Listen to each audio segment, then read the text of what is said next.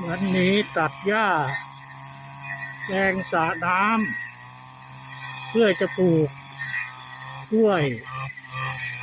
แล้วก็ปลูกยางนาเพกา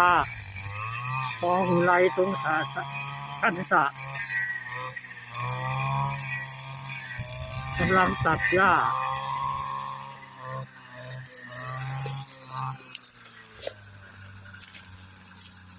เพื่อจะทำถนนให้รถวิ่งตามขอบสระ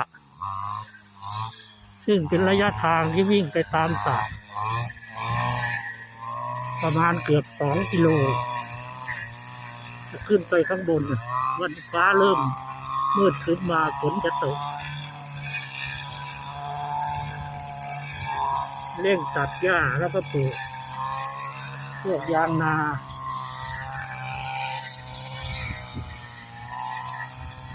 น้ำทุกสระเต็มปิ่ม